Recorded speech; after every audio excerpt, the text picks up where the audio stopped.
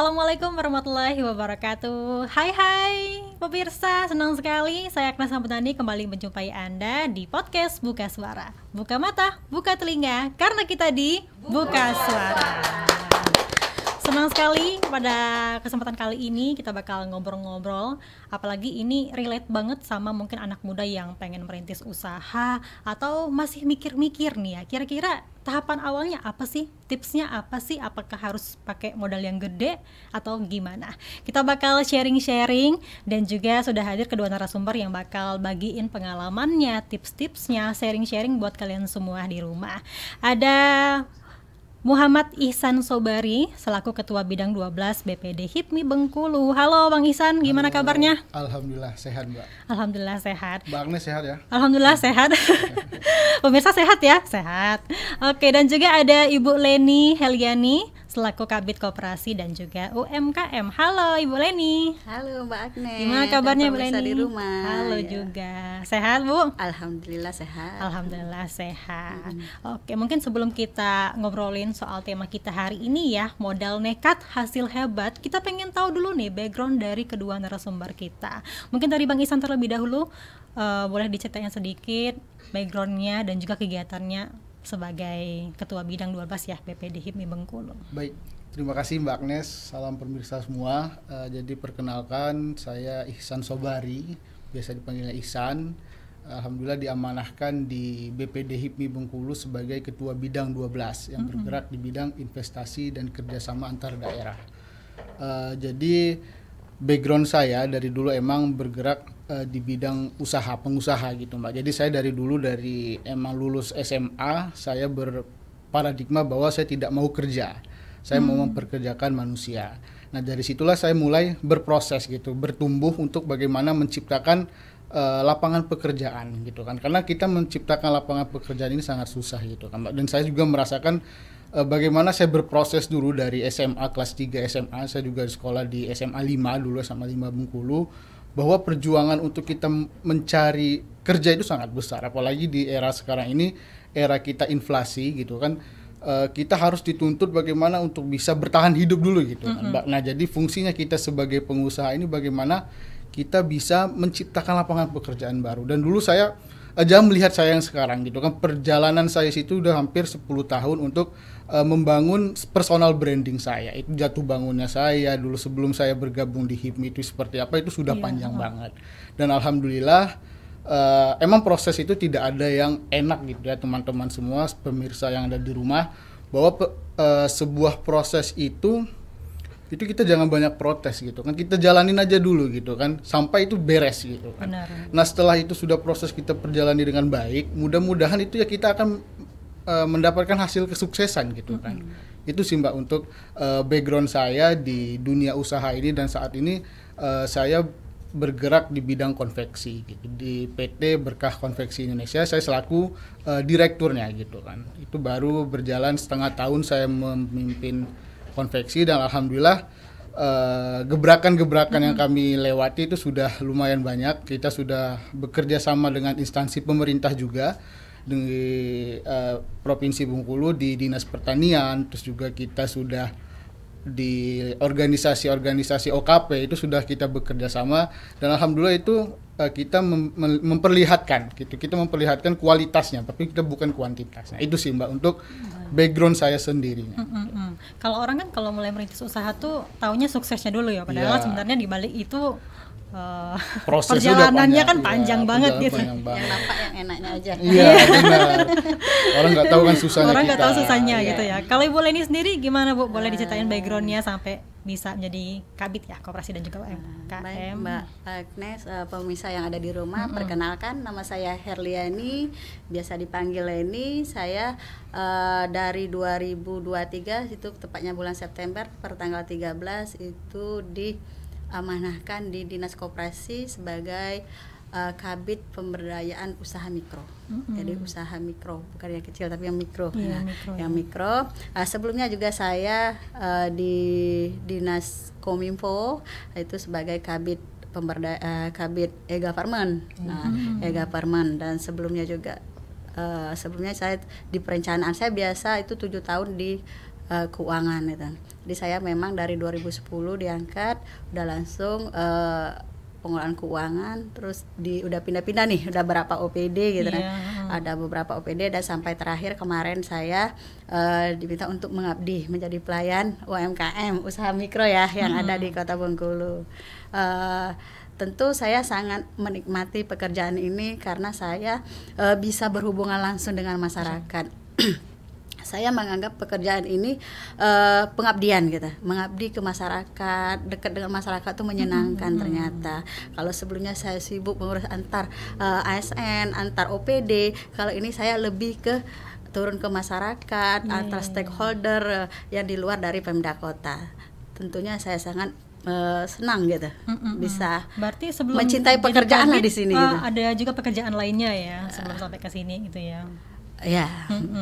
Makanya kalau kata orang tuh cari kerjaan tuh yang kita gemari, yang kita sukai gitu kan. Jadi nggak terasa berat gitu ya. Ya benar. Ngomong-ngomong soal tema nih ya, modal nekat hasil hebat. Kira-kira modal nekat tuh nekat yang seperti apa sih? Dalam artian apa? Nekat dalam arti modalnya kecil kah? Nekat dalam arti nggak ada basic pebisnis kah sebelumnya, atau seperti apa, Bang Ihsan boleh? Oh baik, kalau definisi saya terkait dengan modal nekat gitu ya. Modal nekat ini, apalagi dengan background saya pengusaha, ini modal pengusaha itu bukan hanya nekatnya aja Mbak gitu.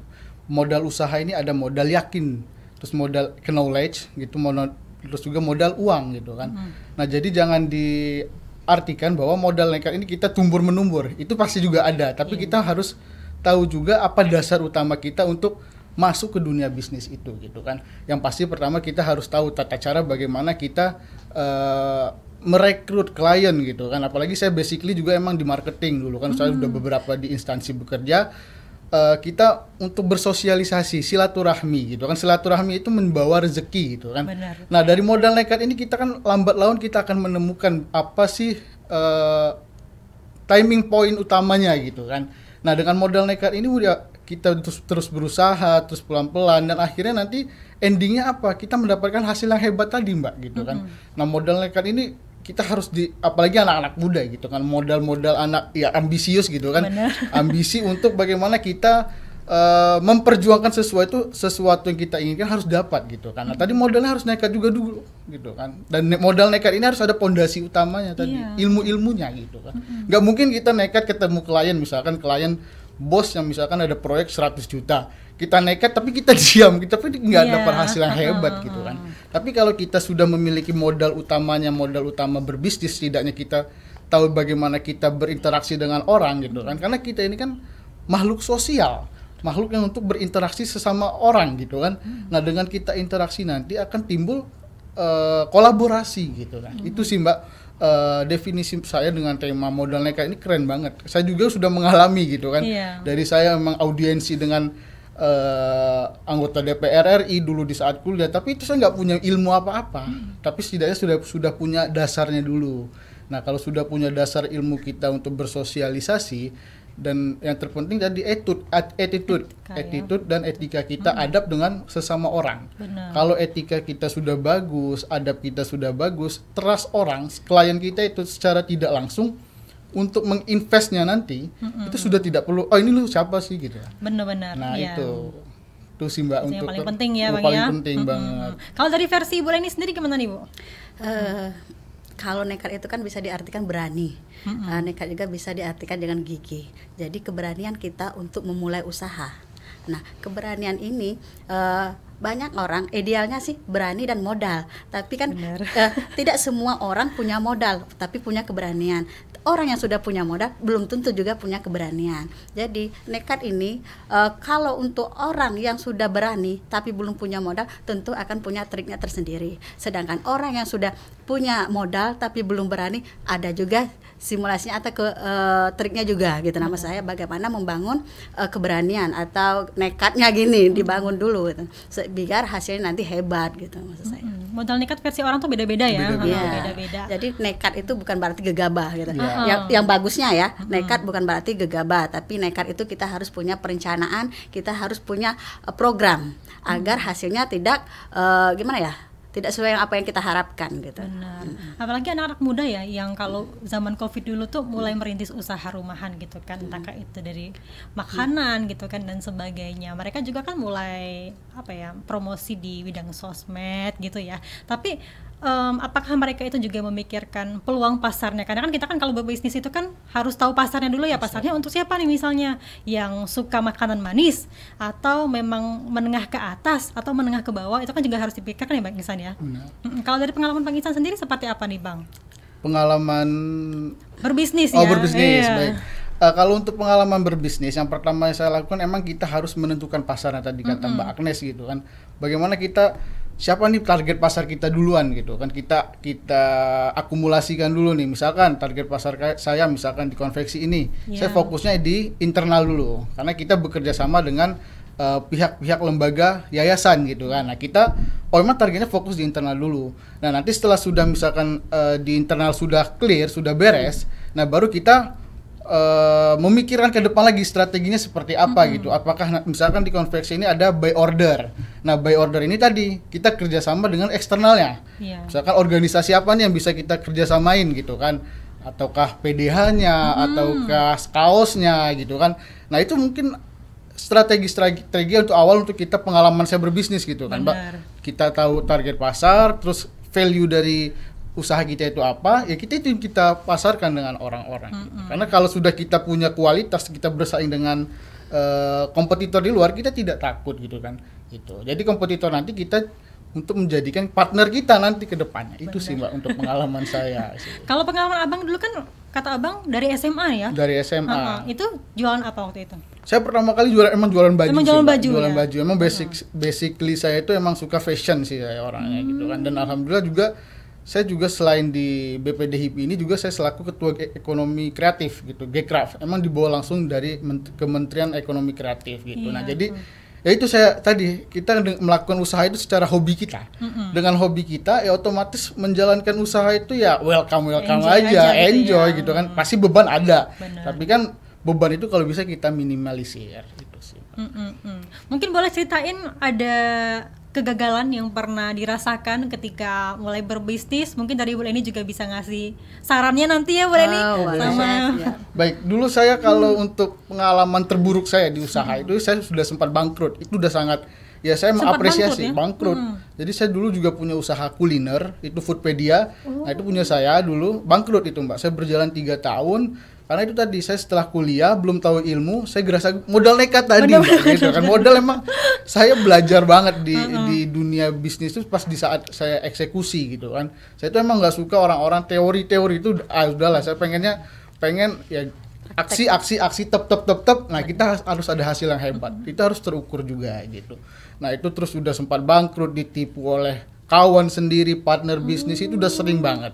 Nah disitulah mulai saya membangun dan lebih hati-hati lagi untuk memilih bagaimana partner bisnis, untuk mengembangkan usaha lebih besar. Itu sih saya terbangun dari pengalaman saya. Itu sih Mbak. Pengalaman terbaik ya. Pengalaman terbaik tadi. Ya. Pengaruh banget itu Mbak. Ibu Leni mungkin ada cerita dari teman-temannya atau mungkin dari Dinas Koperasi sendiri ya terkait dengan pembinaan para UMKM. Kalau saya untuk UMKM ini pernah saya mendampingi suami juga buka usaha. Mungkin ini distro pertama ya di Bengkulu, itu distro Flow dulu. Jadi saya bisa menemani di situ juga, saya bisa ngelihat. Jadi bagaimana yang kita lakukan agar usaha ini tetap eksis gitu. Memang pada saat itu kita kan belum ada mall ya Pak Mas. Jadi belum ada mall, persaingan itu masih minim sekali. Apalagi kita distro pertama sangat menjanjikan. Kita ada trik-triknya juga, memang kita itu harus menjaga konsumen kita, pelayanan kita, kepercayaan kita, menjaga kepercayaan konsumen ke kita gitu. Jadi kita juga tetap setiap yang berkunjung itu tulis tuh nama, nomor handphone. Kalau dulu kan media sosialnya kan belum seperti saat ini ya, belum punya TikTok, YouTube, itu masih ya enggak gitu-gitu amat gitu. Nah, cuma kita baru masih ada BlackBerry gitu ya.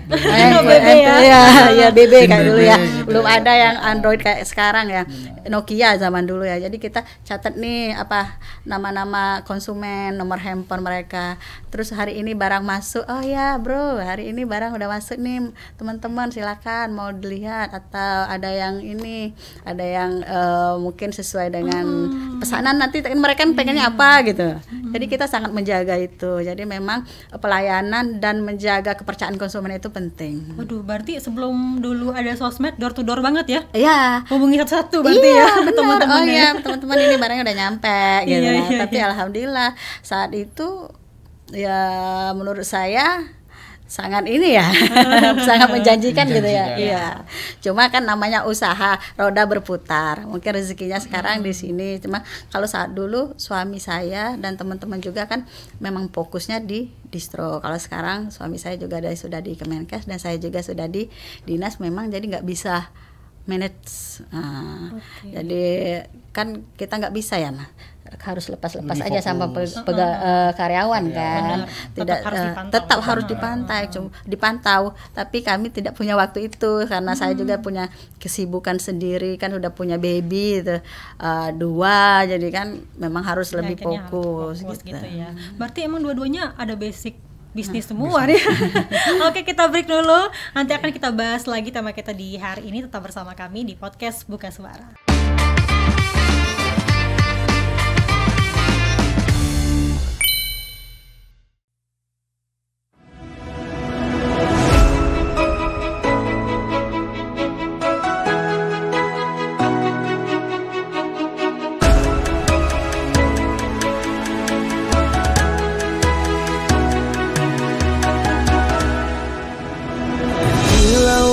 Samudra terbentang khatulistiwa, di situ ku ada bersamamu saudara. Beragam warna kita, suku tak selalu sama.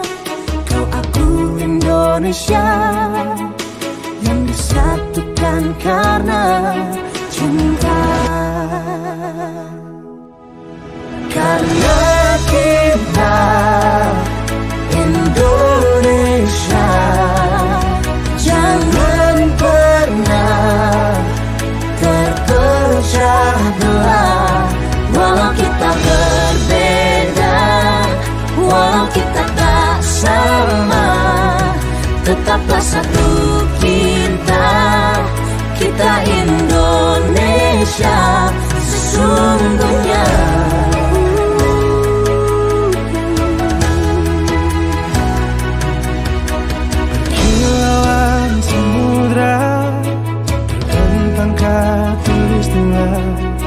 Situ ku ada bersamamu saudara.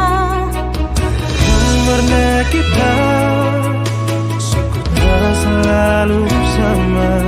Kau aku Indonesia yang disatukan karena cinta.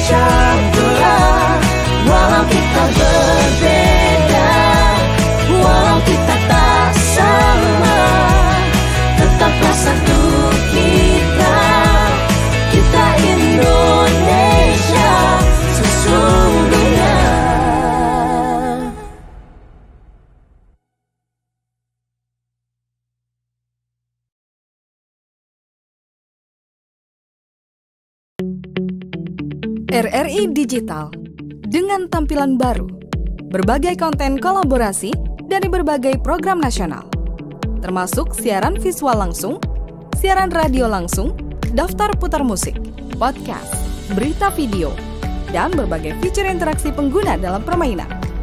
Berbagai konten menarik seperti suka, komentar, dan berbagi, serta obrolan langsung dengan penyiar dan pengguna. Pesan langsung dan fasilitas obrolan pribadi antara pengguna aplikasi juga tersedia.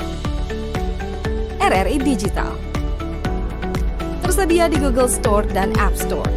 RRI Digital.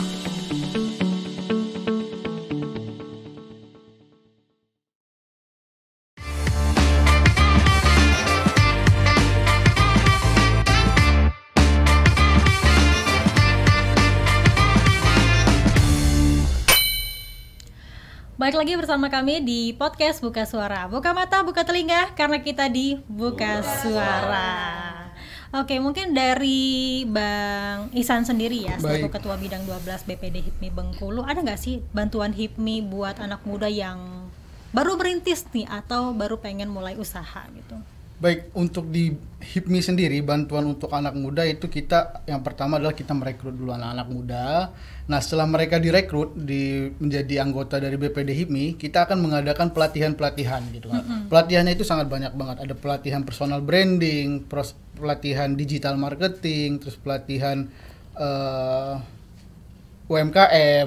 Nah, ini kita semua kita kumpulkan. Nah, itu nanti bentuk apresiasi dan dukungan dari BPD HIPMI sendiri. Nah, nanti kalau misalkan nanti anak mudanya ini emang berpotensi untuk kita support, misalkan pembiayaan atau dana, nah itu kita bakal support juga. Kita kerjasamakan nanti dengan stakeholder lainnya, misalkan ada pengusaha-pengusaha lain ataupun juga dengan pemerintahan ya Bu. Jadi HIPMI sendiri ini adalah mitra strategisnya pemerintah untuk saat ini gitu kan Mbak.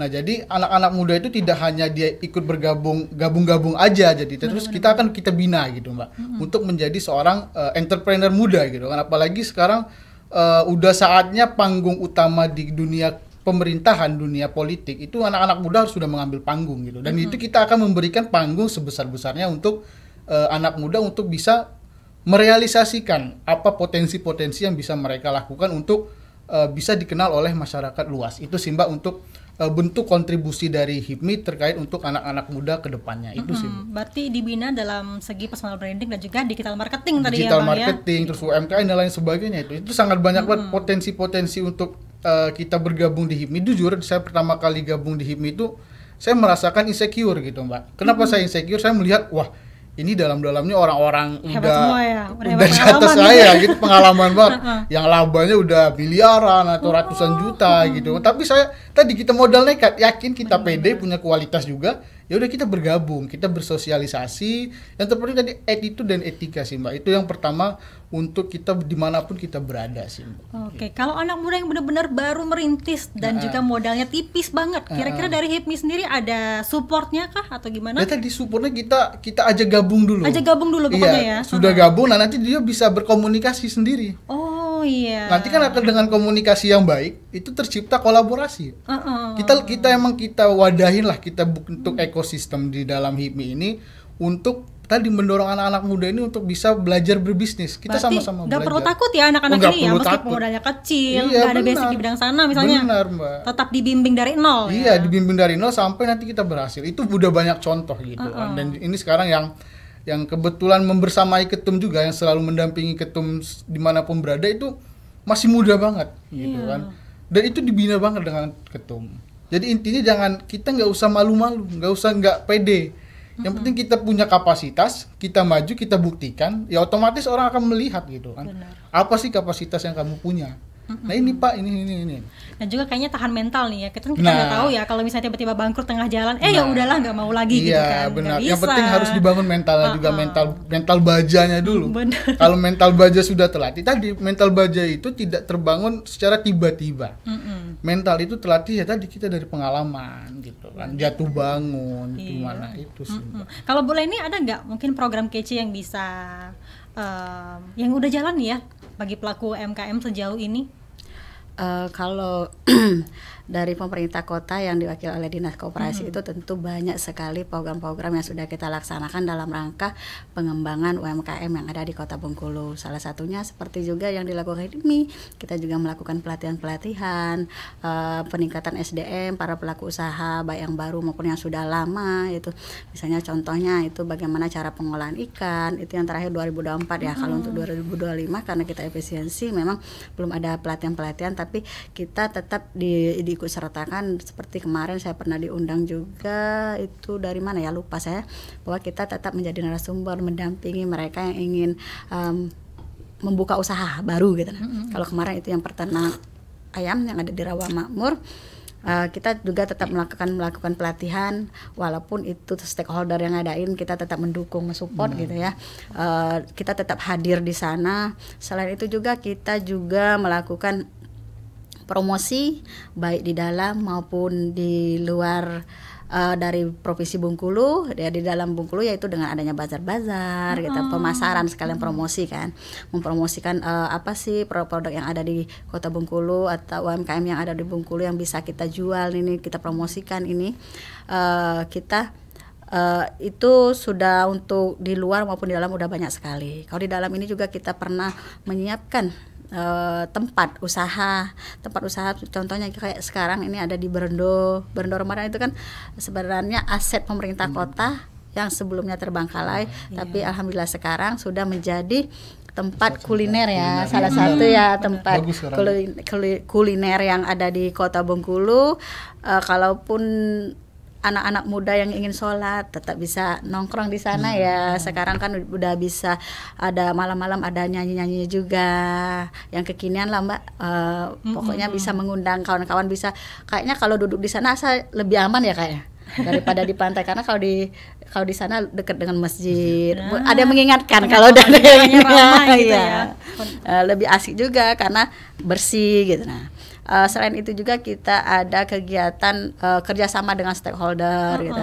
Kita mencari kerjasama ini seperti kita kerjasama dengan PLN, kerjasama dengan Pelindo, universitas, kita juga kerjasama dengan HIPMI ini juga nih, salah satu. Bentuk apa biasanya nih kalau dengan HIPMI ya? Kegiatan bisa, kegiatan pelatihan gitu, apapun bisa kita laksanakan gitu.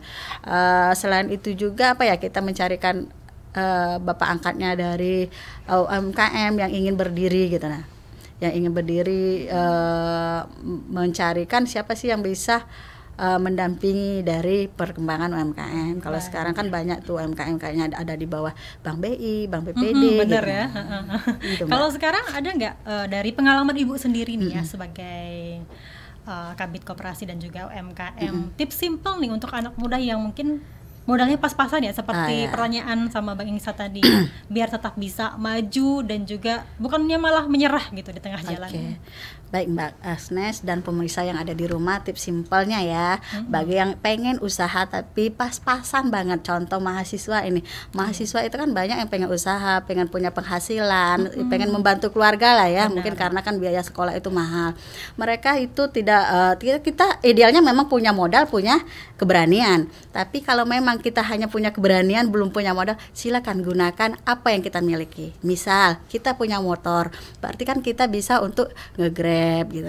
Atau kita ini cewek nih, pintar masak, kita punya alat dapurnya apa, bisa sih membuat makanan nanti dipasarkan gitu. Nah, jadi kita manfaatkan fasilitas yang ada gitu.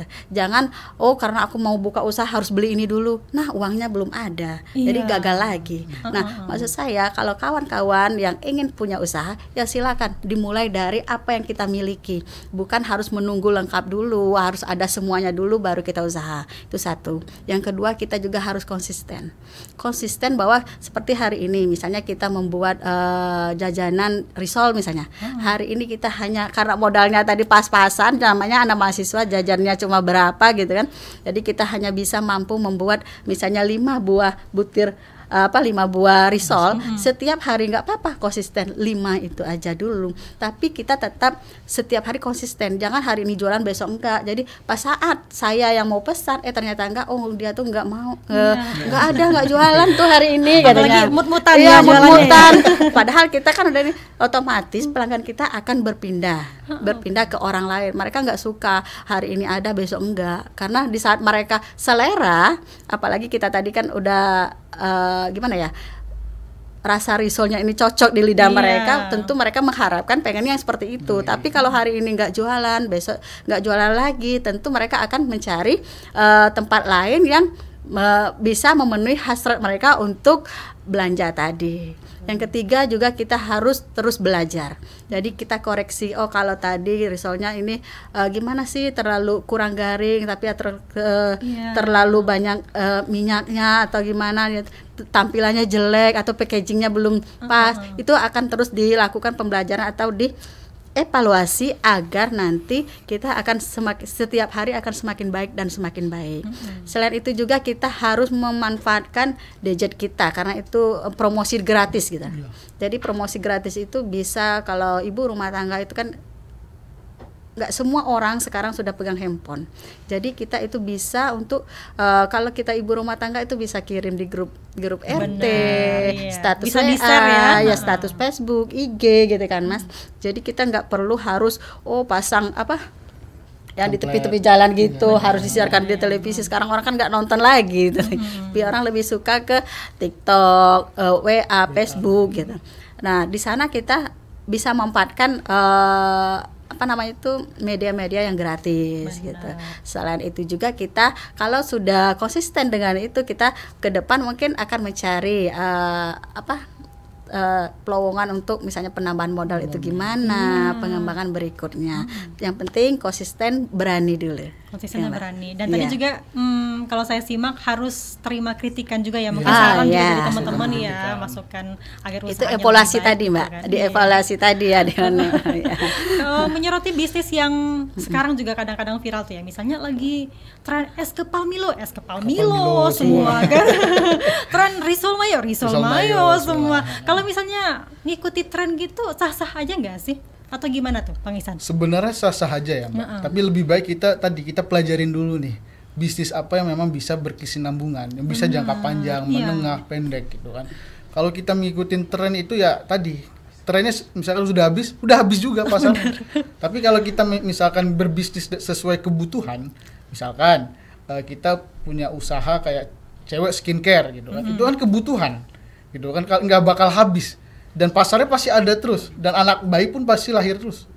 Dan itu misalkan anak cewek-cewek kan, skincare itu kan kebutuhan. Benar. Itu bukan tren. Misalnya kayak makanan atau minuman, kopi pun. Dulu kayak misalkan Aqua itu kan disepelekan, apa sih air putih dijual gitu. Iya. Tapi kan sekarang sesuai kebutuhan. Banyak gitu. mereknya ya, Banyak merek di bermacam-macam mana-mana. sekarang. Nah, jadi kita berbisnis itu tidak ada masalahnya sih sebenarnya mau kita ikutin tren atau tidak tren, tapi terpenting untuk bisnis itu tadi sesuai kebutuhan apa yang dibutuhkan oleh konsumen kita. Itu sih Mbak.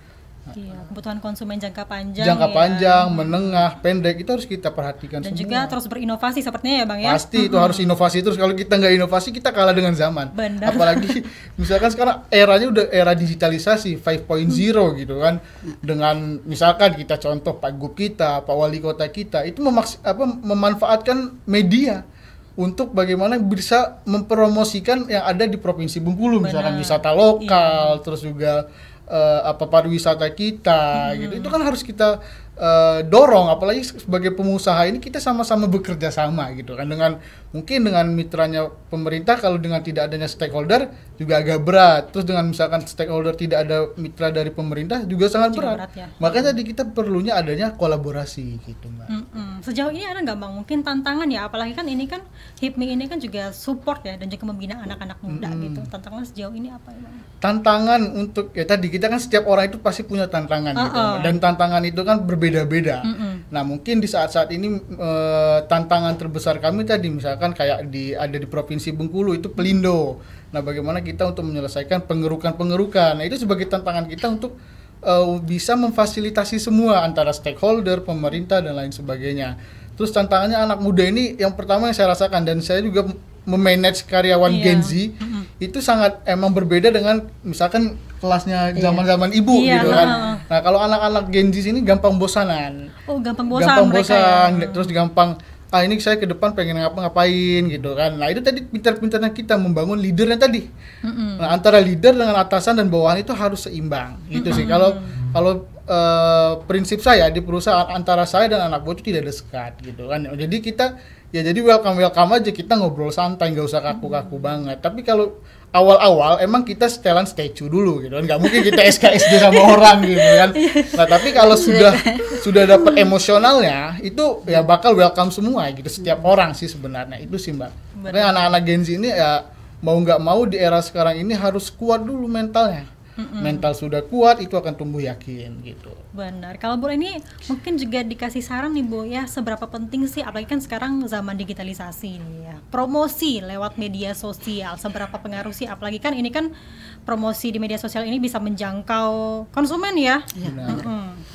Jadi Mbak Agnes dan pemirsa ada di rumah, untuk promosi melalui digital, karena udah zamannya digital, nggak konvensional lagi, itu sangat penting sekali. Karena apa? Kita harus berubah, kita harus mengikuti zaman yang sebelumnya konvensional, sekarang digital. Karena mengapa harus sangat penting? Kalau konvensional itu kita punya keterbatasan. Waktu kita mungkin hanya 8 jam, selebihnya kita kan mau istirahat, ngurus keluarga atau urus anak, atau banyaklah kegiatan kita ya. Sedangkan kalau kita digital itu, walaupun kita tidur lelap pun di tengah malam, jualan kita tetap eksis, tetap jalan, tetap bisa check out gitu ya. Tidur pun tetap bisa menghasilkan, maksud saya. Dan jadi itu memang sangat penting. Jangan saya sarankan untuk semua pelaku usaha itu harus mengikuti zaman, jangan ketinggalan. Karena kalau ketinggalan, nggak mau ikutin zaman, ya udah tertinggal lah kita ya. Harus mengikuti perkembangan zaman gitu ya. Oke, ada pesannya Bu untuk pemirsa di rumah yang baru mulai berusaha atau merintis usaha, atau sudah mulai berjalan tapi tiba-tiba terkendala di tengah jalan? Boleh Ibu pesan-pesannya? Untuk pemirsa yang ada di rumah, pesan saya agar tetap semangat, karena lebih baik capek-capek mengurus usaha sendiri daripada nyaman mengurus usaha orang lain gitu. Karena kalau kita capek, hasilnya untuk kita, tapi kalau kita nyaman bekerja dengan orang lain, tentu hasilnya akan dinikmati oleh orang lain, bukan kita gitu. Kalau kita capek ya nggak apa-apa, hari ini kita masih banyak keluhannya, lelahnya, besok hasilnya juga kita yang menikmati. Benar. Kalau kita capek ngurusin usaha orang lain, ya orang lain yang menikmati. Besok-besok kita udah nggak keluar, udah ditendang nih. Oke, kalau Bang Ihsan, closing statementnya. Salam pemirsa semua, sedikit pesan dari kami, jadilah pengusaha yang baik, yang berproses dan berprogres, jangan banyak protes, dan selesaikan sampai beres. Insya Allah akan menjadi pengusaha yang sukses dan tidak akan stres. Waduh, terima kasih banyak Bang Ihsan dan juga Ibu Lening sudah sharing session dan juga pengalamannya ya, dan juga semoga ini jadi motivasi juga buat teman-teman yang baru mulai berusaha, juga merintis usahanya, dan juga harapannya semoga semakin banyak juga pengusaha muda yang akan bermunculan nantinya. Karena dibina langsung ya sama Dinas Koperasi dan juga HIPMI. Terima kasih podcast kali ini. Untuk semua kru juga saya ucapkan terima kasih. Wassalamualaikum dan sampai jumpa di podcast berikutnya.